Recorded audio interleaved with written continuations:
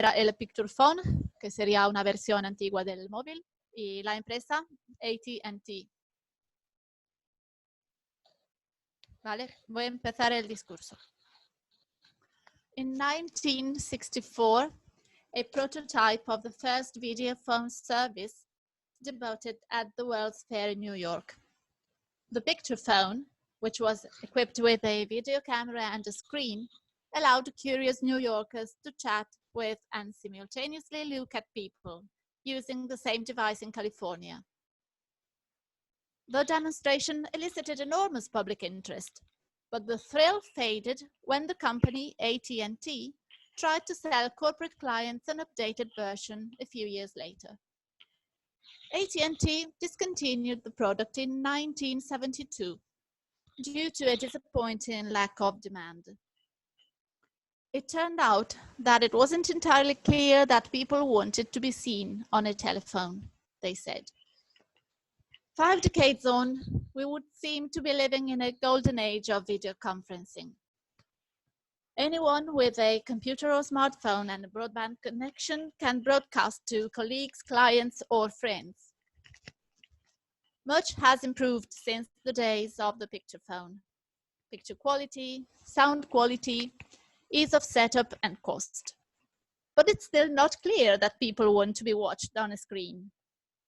Video conferencing counteracts the benefits of working from home, makes participants distracted and self-conscious, and fails to reproduce the social benefits of meeting in person, even when the technology works perfectly, which is not often the case. When you have a team spread around the country, or in times like these, video conferencing seems like a way to make people feel like they're together in the same room, but they are at home. When you dial into video conference calls from home, your colleagues can see the dirty dishes, the laundry pile, and there's plenty of advice on the web on how to look good on a conference call. You must choose the right location, dress appropriately. You can't just focus on your work. Once we've carefully chosen our background and combed our hair, we can't just log in and forget about what we look like. Video conferencing preys on our vanity and distracts us with horrifying images of our own blemishes, asymmetrical faces. So you adjust the angle or height of your laptop to try and look better. And indeed, video conferencing companies encourage this kind of narcissism. Even if you are not looking at yourself, video conferencing allows you to get distracted by anything else. Your email, the web. Of course, it's also possible to multitask when you're on a traditional meeting, but it's easier when you are already staring at a screen with infinite possible windows. Proponents say it gives participants more visual cues than a phone conversation, but the facial expressions and body language transmitted during a video meeting are so stilted that they don't convey much information at all. You may not even get much body language. Sometimes you can only see people's faces. Even worse, true eye contact is impossible, since you have to look at the camera in order to appear to your colleagues like you're looking at them. And the same goes for video calls that are not work-related, I'm afraid. The coronavirus lockdown may have put an end to socializing for the time being, but that doesn't mean we've had to wave goodbye to our social lives entirely. Thanks to the wonderful world of video calling, virtual drinks are now the way of the world. In the era of social distancing, it's more important than ever that we stay connected. And video call apps such as Zoom and House Party are allowing us to reach out to friends and family members for support during this difficult time. And yet, all my friends agree, video calling is incredibly exhausting. Most people have found themselves feeling drained after even only 30 minutes spent on a call. One thing that might explain those feelings of exhaustion is that you often can see yourself during video calls. And that may put an additional level of demand on you and make you more self-conscious or aware of how you're looking and how you're presenting yourself. With face-to-face conversation, you never really have that.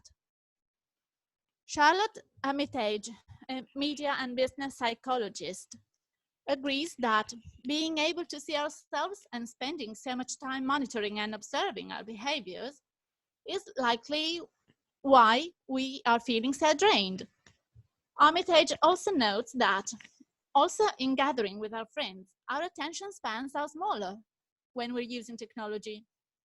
So it feels particularly tiring to stay attentive for the duration of a meeting or chat with friends. I also read another article some days ago. A therapist explained that we feel so devoid of energy in these terms. It is each other's absence that doesn't make sense. Our minds are tricked into the idea of being together when our bodies feel we are not, and this dissonance is exhausting.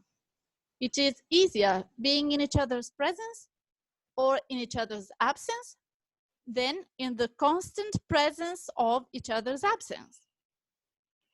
Our bodies process so much context, so much information in encounters that meeting on video is being a weird kind of blindfolded.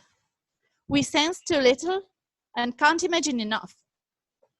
That single deprivation requires a lot of conscious effort. It is all very philosophical and psychological, but it is something very concrete to me because I'm okay with phone calls, but when I see someone's face, well, only then do I realize how much I miss them. And when I see, like on social media, the pictures of some screens with so many people, like Zoom or other apps, I feel like crying. Only then can I realize how lonely I feel. So I don't know if you feel as tired as I do these days. I'm afraid I have no easy solution for the next few days, but at least now we know why. Thank you.